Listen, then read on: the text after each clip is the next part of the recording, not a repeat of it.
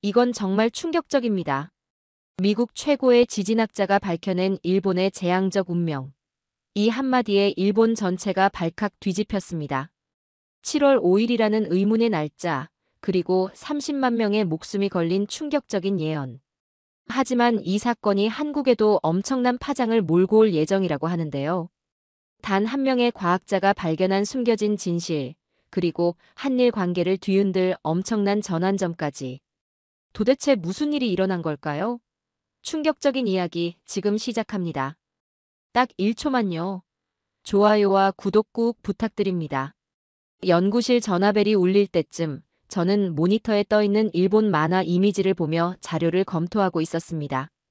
캘리포니아 공과대학 지질학 연구동의 조용한 오후, 태평양 판구조 데이터를 분석하던 중이었죠. 전화를 받은 순간 도쿄에서 온 국제지진학 학회 초청장이 도착했다는 사실을 알게 되었습니다. 저는 캘리포니아 공과대학 출신의 지질학자이자 지진 전문가인 데이비드 존스입니다. 30년 동안 태평양 불의 고리에서 발생하는 지진 메커니즘을 연구해왔고, 특히 일본 난카이 트로프와 후지산 화산대에 대한 연구에 집중해왔죠. 초청장을 확인한 순간 최근 일본에서 화제가 되고 있는 다츠키료의 만화 예언이 떠올랐습니다. 그는 올해 7월 5일 대지진을 예언하는 내용을 작품에 담았고, 그 이야기가 전 세계적으로 주목받고 있었죠.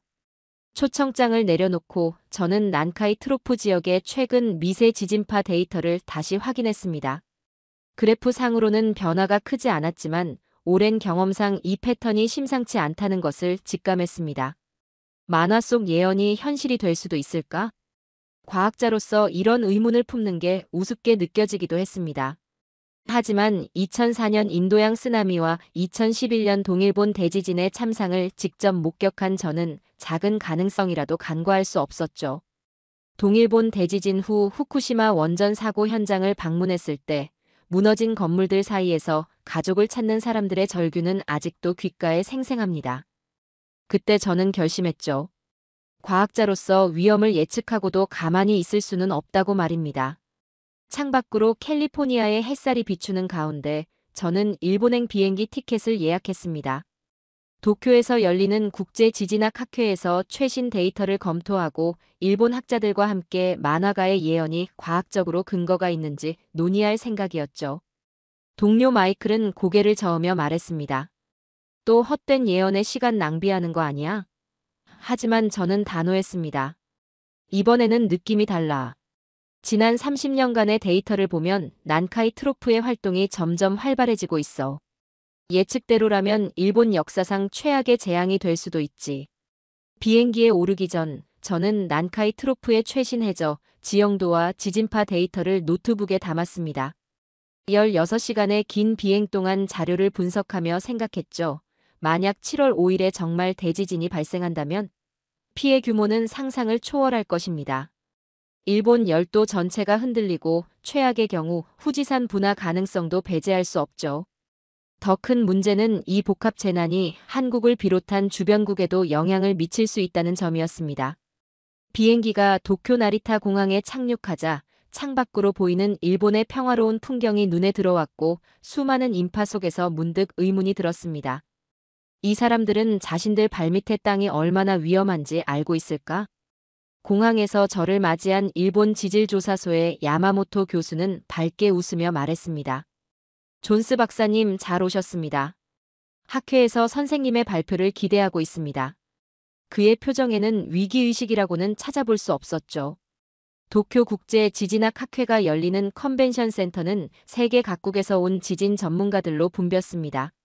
넓은 전시 공간에는 최신 지진 연구 자료와 실시간 시뮬레이션 화면이 가득했고 곳곳에 설치된 대형 스크린에서는 지진 데이터 분석 결과가 끊임없이 흘러나오고 있었죠. 등록 데스크에서 명찰을 받고 학회 자료집을 펼쳤습니다. 첫 페이지에 큼직하게 적힌 난카이 트로프와 후지산 화산대 연구라는 제목이 눈길을 끌었습니다. 첫 번째 발표는 일본 기상청 소속 타나카 교수님의 난카이 트로프 지진 위험성 평가였습니다. 교수님은 차분한 목소리로 데이터를 분석하며 발표를 이어갔죠. 우리 연구팀의 분석에 따르면 난카이 트로프 대지진이 임박했다는 명확한 증거는 없습니다. 과거 동일본 대지진과 비교했을 때 위험성이 상대적으로 낮은 것으로 평가됩니다. 저는 순간 눈살을 찌푸렸습니다. 제가 분석한 데이터와 정반대의 결론이었으니까요. 질의응답 시간이 되자 손을 들었습니다. 타나카 교수님, 최근 오사카 지하철 공사 현장에서 발생한 대형 싱크홀과 미세 지진파 증가 현상은 어떻게 설명하실 수 있습니까? 이런 현상들은 대형 지진의 전조 증상일 가능성이 높습니다. 타나카 교수님은 잠시 머뭇거리더니 대답했습니다. 오사카 싱크홀 사고는 지하수 흐름과 공사 과정에서 발생한 기술적 문제로 분석되고 있습니다. 미세 지진파 증가는 자연적인 변동 범위 내에 있는 현상일 뿐입니다. 그러나 교수님의 목소리에는 확신이 부족해 보였죠. 오후 세션에서는 도쿄대학 사이토 교수님이 후지산 화산 활동에 대한 최신 연구 결과를 발표했습니다. 현재 후지산은 비교적 안정적인 상태이며 즉각적인 화산 분화의 징후는 관측되지 않고 있습니다. 하지만 발표 자료 속 마그마 활동 그래프를 보자 저는 이상한 점을 발견했습니다. 1년 전과 비교했을 때 마그마 상승 속도가 확연히 증가하고 있었죠. 이를 지적하자 사이토 교수님은 통계적 오차 범위 내의 변동일 뿐입니다. 라고 서둘러 답했습니다. 휴식 시간, 저는 학회 자료집을 더 자세히 살펴보았습니다. 최근 3개월 동안 일본 전역에서 관측된 미세지진 빈도가 지난해 같은 기간보다 35% 증가했다는 내용이 포함되어 있었습니다. 더 충격적인 것은 그 증가 패턴이 2011년 동일본 대지진 직전의 경향과 놀랍도록 유사하다는 점이었죠. 이어진 발표에서 모리 교수님은 다츠키료의 만화 예언에 대해 단호한 입장을 보였습니다. 7월 5일 대지진 예언은 과학적 근거가 없는 우연의 일치입니다. 하지만 정작 교수님의 데이터에는 7월 첫째 주에 미세지진 활동이 정점에 이를 것이라는 분석이 포함되어 있었습니다. 발표와 데이터 사이의 불일치가 뚜렷하게 보였죠. 저녁 리셉션에서 정부 관계자들이 나누는 대화를 우연히 들었습니다. 언론에서 다츠키의 만화를 계속 다루면 관광 산업에 심각한 타격이 있을 겁니다. 재난 대비 예산을 2배로 늘리자는 내부 보고서를 어떻게 처리할지 논의해야 합니다. 이들의 표정은 심각했지만 정작 공적인 자리에서는 위험성을 부정하는 듯 보였죠. 호텔로 돌아와 창밖으로 도쿄의 밤거리를 바라보았습니다. 학회에서 발표된 내용과 실제 데이터 사이의 괴리가 마음을 무겁게 했죠. 지금까지의 연구가 틀리지 않았다면 일본은 곧 엄청난 재앙을 맞이하게 될지도 모릅니다. 내일은 직접 현장을 방문해 더 많은 증거를 찾아야겠다고 결심했습니다. 학회 일정 중 하루를 휴식일로 잡은 저는 시즈오카 지역과 후지산 인근 화산대를 직접 조사하기로 했습니다. 데이터와 발표만으로는 현실을 온전히 파악할 수 없다는 것이 제 오랜 신념이었죠. 이른 아침, 도쿄역에서 신칸센을 타고 시즈오카로 향했습니다. 창밖으로 펼쳐진 일본의 시골 풍경은 평온했지만 제 머릿속은 앞으로 진행할 조사 계획으로 가득 차 있었습니다. 시즈오카에 도착한 후 저는 가장 먼저 노후 목조주택이 밀집한 구시가지로 향했습니다. 좁은 골목길을 따라 걸으며 건물들의 상태를 면밀히 살펴봤죠. 대부분의 건물은 지어진 지 수십 년이 지나 보였고 곳곳에 균열이 보이는 곳도 있었습니다. 특히 지은 지 50년이 넘은 2층짜리 목조 건물들은 대형 지진이 발생하면 가장 먼저 붕괴될 가능성이 높은 취약 구조물이었죠. 골목길에서 70대쯤 되어 보이는 노인을 만나 조심스럽게 인사를 건넸습니다. 이 지역에 오래 사셨나요? 노인은 친절하게 미소를 지으며 고개를 끄덕였습니다. 벌써 50년이 넘었지. 이 집도 내 아버지가 직접 지으셨네. 저는 조심스럽게 지진 가능성에 대해 여쭤봤습니다. 최근 지진이 일어날지도 모른다는 얘기가 있는데 걱정되지 않으세요? 노인은 담담한 표정으로 대답했습니다. 재난이란 놈은 언제 올지 모르는 법이야. 우리는 그냥 매일을 살아갈 뿐이지. 오면 오는 대로 받아들이는 수밖에. 노인분의 태도에서 일본인들이 오랜 세월 재난과 함께 살아오며 갖게 된 체념과 초연함이 느껴졌습니다. 하지만 과학자로서 저는 이런 운명론적인 태도가 위험할 수도 있다고 생각했죠. 시즈오카 시내를 더 둘러본 후 후지산으로 향하는 버스에 올랐습니다. 창밖으로 보이는 후지산의 웅장한 모습은 평온하기만 했지만 저는 그 표면 아래에서 벌어지고 있을지도 모를 변화를 더 걱정하고 있었습니다. 후지산 관측소에 도착하자 현지 연구원 하세가와 박사님이 저를 반갑게 맞이했습니다. 그는 마치 제 방문을 예상했다는 듯이 최신 관측 데이터를 보여주었죠. 이게 최근 6개월간의 화산 활동 기록입니다. 표면적으로는 안정적인 것처럼 보이지만 지하 10km 지점의 마그마 움직임이 미세하게 증가하고 있습니다. 저는 그래프를 주의 깊게 살펴봤습니다. 확실히 평소보다 활동성이 높아 보였죠. 만약 난카이 트로프에서 대규모 지진이 발생한다면 후지산에도 영향을 미칠 가능성이 있을까요? 제 질문에 하세가와 박사님은 잠시 침묵했습니다. 이론적으로는 가능하죠. 지각 변동으로 인한 압력 변화가 마그마 챔버에 영향을 줄 수도 있습니다. 하지만 그런 연쇄 반응이 일어날 확률은 매우 낮다고 봅니다. 그의 말투에서는 확신이 느껴지지 않았습니다. 후지산 기슭의 작은 마을에서 식사를 하며 현지 주민들과 이야기를 나누었습니다. 한 여관 주인은 최근 지하수 수위가 이상하게 변하고 있다고 했습니다. 우리 온천 수온이 지난달부터 3도나 올랐어요. 이런 일은 처음이에요. 또 다른 주민은 야생동물들의 행동이 달라졌다고 말했습니다. 산에 사는 동물들이 요즘 이상하게 낮은 지대로 내려오고 있어요. 뭔가를 감지한 게 아닐까 싶습니다. 자연의 변화를 읽을 줄 아는 사람들의 직감. 그리고 과학적 데이터가 보여주는 이상 징후들. 지금까지의 조사만으로도 뭔가 심상치 않은 기운이 느껴졌습니다. 하지만 학계는 여전히 안전하다는 입장을 유지하고 있었죠. 과연 누가 옳은 걸까요? 도쿄로 돌아온 다음 날, 저는 일본 정부의 공식 기자회견 소식을 접했습니다. 기상청 건물 앞에는 수많은 기자들이 몰려 있었고, 저 역시 그들 사이에 섞여 회견장으로 들어갔죠. 단상에 오른 스즈키 청장님이 준비된 원고를 펼치고 발표를 시작했습니다. 난카이 트로프에서의 지진 발생 가능성은 분명히 존재합니다. 우리 정부는 이를 심각하게 인식하고 있습니다.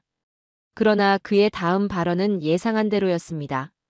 하지만 지진학에서 정확한 날짜 예측은 불가능합니다. 다츠키료의 7월 5일 대지진 예언은 과학적 근거가 없는 우연의 일치입니다. 기자석에서 질문이 쏟아졌습니다. 정부는 7월 5일에 대한 특별 대비책이 없다는 말씀인가요? 스즈키 청장님은 고개를 저었습니다. 특정 날짜에 집중하기보다 상시 대비 체계를 강화하는 것이 중요합니다. 회견이 끝난 후 저는 기상청 내부에 있는 지인 나카무라 연구원을 따로 만났습니다. 그는 주위를 살피더니 조용한 목소리로 말했습니다. 공식적으로는 저렇게 말할 수밖에 없습니다. 하지만 내부적으로는 7월 초에 미세 지진 활동이 정점에 이를 것이라는 예측 모델이 있어요. 7월 초 난카이 트로프 지역에서 지각 변동이 가속화될 가능성이 높다는 분석이었습니다. 이 문서는 강요 회의에도 보고됐지만 관광산업과 경제적 혼란을 우려해 공개하지 않기로 했어요.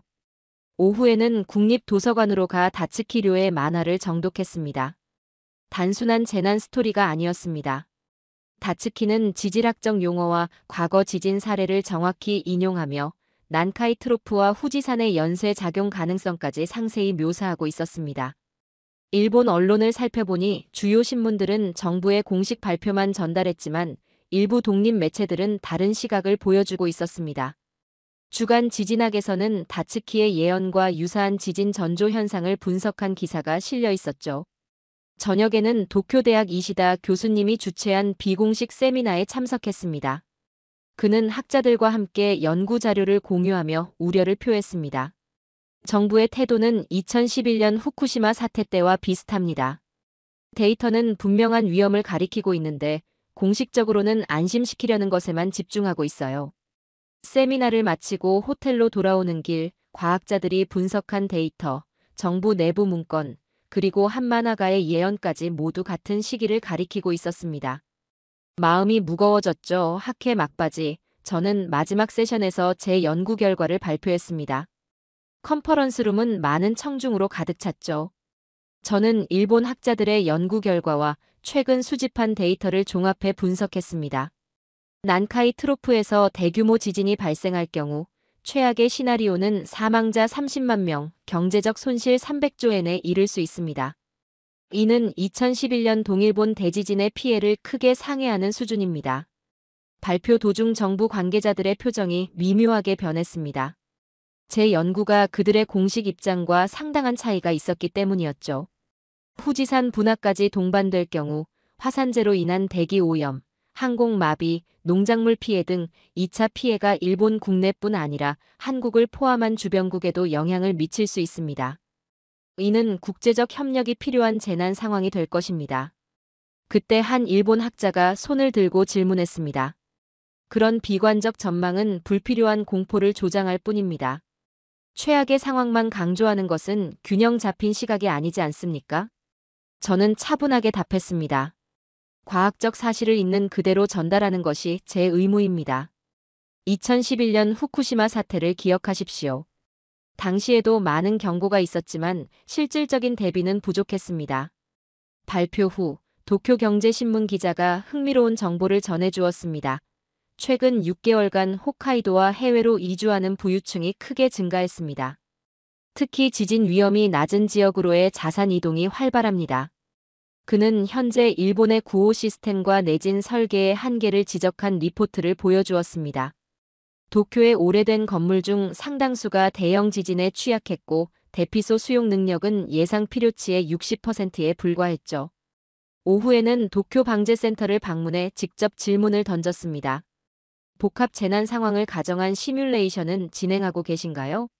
지진과 화산 폭발이 동시에 일어날 경우의 대응 계획은요? 담당자는 잠시 머뭇거리더니 조심스럽게 대답했습니다. 현재는 개별 재난 시나리오에 대한 대응 매뉴얼만 구비되어 있습니다. 복합 재난은 발생 확률이 매우 낮아 우선순위에서 밀려 있는 상황입니다. 저녁 리셉션에서는 경제계 인사들의 대화가 흘러들어왔습니다. 한 대형 건설회사 사장은 술잔을 내려놓으며 의미심장한 말을 했습니다. 우리 회사는 최근 정부 요청으로 긴급 대피소 보강 공사를 진행 중입니다. 공식적으로는 일상적 유지보수라고 하지만 작업 규모와 속도를 보면 무언가를 대비하는 듯합니다. 보험사 임원도 고개를 끄덕이며 말을 보탰습니다. 지진 관련 보험 가입률이 급증하고 있습니다. 특히 기업들의 재해 보험 문의가 작년 대비 300% 증가했어요. 호텔로 돌아오며 도쿄의 야경을 바라보았습니다. 정부가 발표하는 안심 메시지와 실제 위험 사이의 간극이 너무 컸죠. 방으로 돌아오자마자 한국의 지진 전문가 박민서 박사에게 이메일을 보냈습니다. 이제 이 문제는 일본만의 문제가 아니라 동아시아 전체의 안전과 직결된 사안이었기 때문이죠. 다음 날 아침 도쿄 시내의 한 카페에서 한국의 지진 전문가 박민서 박사를 만났습니다. 한국의 재난관리 및 지진학 분야에서 오랫동안 연구해온 중견학자로 과거 국제학회에서 몇 차례 교류한 적이 있었죠. 제 이메일을 받고 즉시 도쿄로 날아왔다고 했습니다. 존스 박사님, 난카이 트로프 대지진이 한반도에도 영향을 미칠 가능성이 높습니다. 함께 분석해보죠.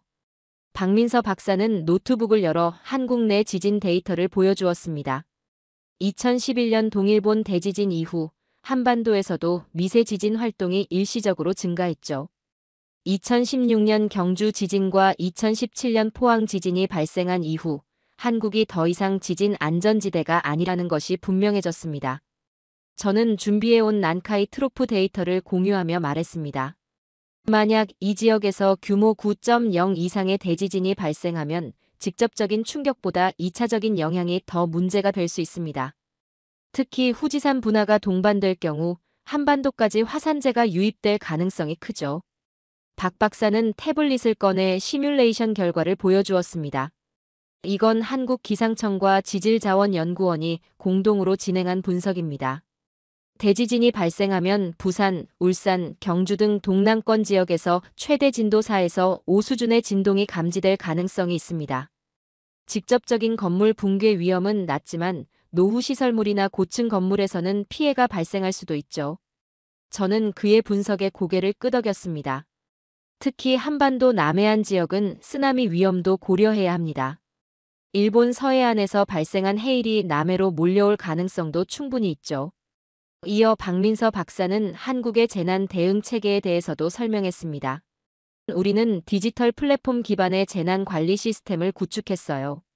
AI를 활용한 지진 예측 모델과 실시간 모니터링 시스템이 핵심이죠. 이를 일본과 공유하는 한일 공동 대응 체계를 제안하고 싶습니다. 저는 깊이 공감했습니다. 국제 협력이 필수적이군요. 한국의 선진 IT 기술과 일본의 풍부한 지진 대응 경험이 결합된다면 재난 대응 효과가 훨씬 커지겠죠. 사실 경제적인 측면에서도 협력이 필요합니다. 만약 일본에서 대재앙이 발생하면 한국 경제에도 막대한 영향을 미칠 수밖에 없습니다. 반도체, 자동차 부품 등 핵심 산업의 공급망이 붕괴될 우려가 있죠. 2시간 넘게 진지한 논의를 이어간 후 우리는 공동 연구 및 대응 계획을 위한 기초 문서를 작성했습니다. 한일 양국 정부에 제안할 동아시아 지진 공동 대응 프로토콜 초안이었죠. 자리에서 일어나며 박사님은 진지한 표정으로 말했습니다. 존스 박사님, 이번 연구가 양국 정부를 움직이는 계기가 되었으면 합니다. 이제 이 문제는 한국가만의 문제가 아니라 동아시아 전체의 안전과 직결된 사안이니까요. 카페를 나와 함께 걸으며 도쿄의 고층 빌딩들을 올려다보았습니다. 머지않아 이 모든 것이 흔들릴지도 모른다는 생각에 마음이 무거워졌습니다. 그리고 그 영향은 바다를 건너 한반도까지 미칠 수 있다는 사실이 더욱 큰 책임감을 느끼게 했죠. 박민서 박사와 만난 다음 날, 저는 도쿄 시민단체가 주최한 긴급 지진 세미나에 초청 연사로 참석했습니다. 세미나가 열린 커뮤니티 센터에는 약 200명의 시민이 모여 있었죠. 노인부터 젊은이까지 다양한 연령층이 진지한 표정으로 자리를 잡고 있었습니다. 행사가 시작되기 전부터 장내에는 묘한 긴장감이 감돌았죠. 안녕하세요. 저는 미국에서 온 지질학자 데이비드 존스입니다. 오늘은 난카이 트로프 지진과 후지산 화산 활동의 연관성에 대해 이야기해 보겠습니다.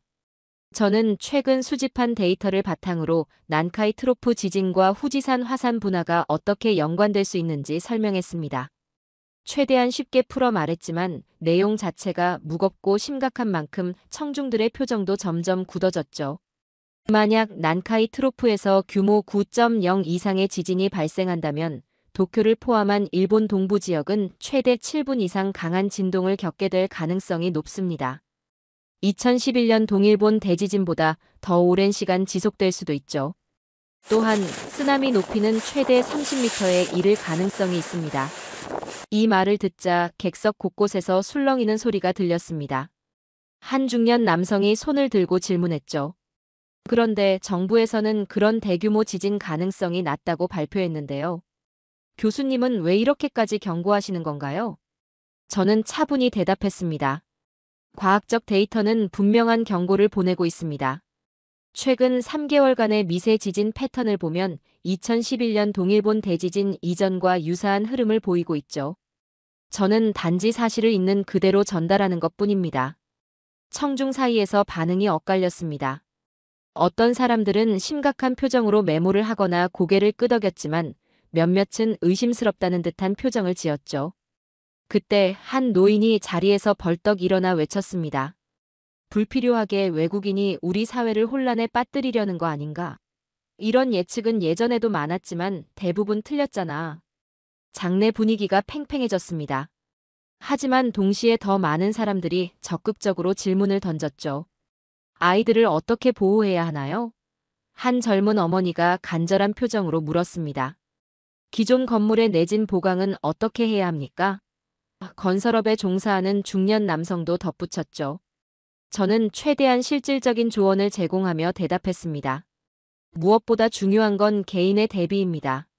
지진이 발생했을 때 가장 먼저 해야 할 행동을 가족 단위로 익히고 안전한 대피 장소를 사전에 파악해 두는 것이 필수적이죠. 세미나가 끝난 후 행사장 밖에서 일본 TV 방송국 기자가 인터뷰를 요청했습니다. 존스 박사님, 정말 7월에 대지진이 발생할 가능성이 있다고 보십니까? 저는 조심스럽게 대답했습니다. 과학적으로 특정 날짜를 단정할 수는 없습니다만 우리가 확보한 데이터는 7월 초가 위험한 시기라는 점을 가리키고 있습니다. 중요한 것은 날짜가 아니라 언제든 대비가 되어 있어야 한다는 사실이죠. 이 인터뷰는 저녁 뉴스에 방영되었고 SNS를 통해 빠르게 확산되었습니다. 호텔로 돌아오니 이메일 함에는 수십 개의 메시지가 도착해 있었죠. 어떤 시민들은 추가 강연을 요청했고 일부 정부 관계자들은 신중한 발언을 요구하는 메시지를 보냈습니다.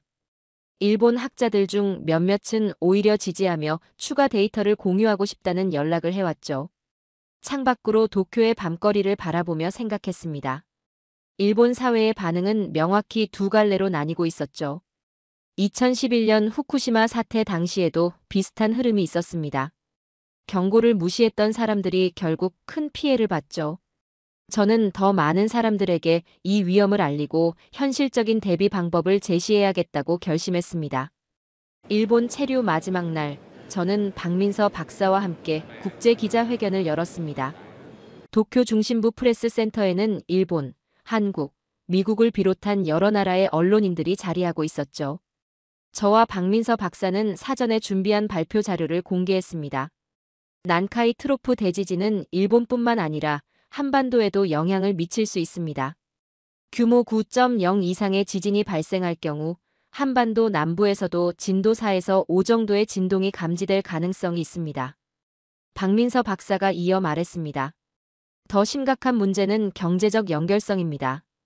일본에서 대규모 지진이 발생하면 반도체, 자동차 부품 등 주요 산업 공급망에 심각한 타격을 줄 수 있습니다. 저는 해결책을 제시했습니다. 우리는 한일 공동 재난 대응 시스템 구축을 제안합니다. 한국의 디지털 재난 관리 플랫폼과 일본의 지진 대응 경험을 결합한다면 훨씬 효과적인 대책이 될 것입니다. 기자가 질문했습니다. 정말 7월 5일에 지진이 발생할 것이라고 확신하십니까? 정확한 날짜 예측은 불가능합니다. 하지만 현재 데이터는 7월 초가 위험 시기임을 가리키고 있습니다. 중요한 건 날짜가 아니라 충분한 대비를 하는 것이죠. 이어 한국 기자가 물었습니다. 한국 정부는 이 위험을 인지하고 있습니까? 박민서 박사는 차분히 답했습니다. 한국 기상청과 지질자원연구원에서 관련 데이터를 분석 중이지만 아직 공식적인 대응 체계는 마련되지 않았습니다. 이번에는 미국 기자가 질문했죠. 이번 사태가 후쿠시마 원전 사고처럼 복합 재난으로 이어질 가능성은요? 저는 잠시 생각한 뒤 솔직히 답했습니다. 그 가능성을 배제할 수 없습니다. 규모 9.0 이상의 지진과 후지산 분화가 동시에 일어난다면 예상치 못한 복합 재난으로 이어질 수 있습니다. 후쿠시마 원전 같은 위험 요소 역시 고려해야 합니다. 공항으로 향하는 차 안에서 도쿄의 마지막 풍경을 눈에 담았습니다. 비행기에 올라 노트북을 열어 최종 보고서를 정리하기 시작했죠. 창밖으로 펼쳐진 태평양을 바라보며 생각했습니다. 자연의 힘 앞에서 인간은 무력해 보이지만 지식과 협력을 통해 재난을 대비할 수 있죠. 그것이야말로 과학자로서 제가 해야 할 일임을 다시 한번 되새겼습니다. 자, 오늘의 이야기는 여기까지입니다. 오늘 우리는 난카이 트로프 대지진의 위험과 한일 공동 대응의 중요성을 한 미국 지진학자의 시선으로 살펴보았습니다. 자연의 힘 앞에 국경은 의미가 없고 과학적 진실을 외면한 대가는 너무나 크다는 사실을 깨닫게 되었습니다. 국경을 넘어선 협력만이 거대한 재난 앞에서 우리가 지켜야 할 가장 소중한 가치라는 것을 기억해 주세요. 오늘도 끝까지 함께 해주셔서 감사합니다. 재미있게 보셨다면 구독과 좋아요로 응원해 주세요. 다음에도 따뜻한 이야기로 찾아뵙겠습니다. 감사합니다.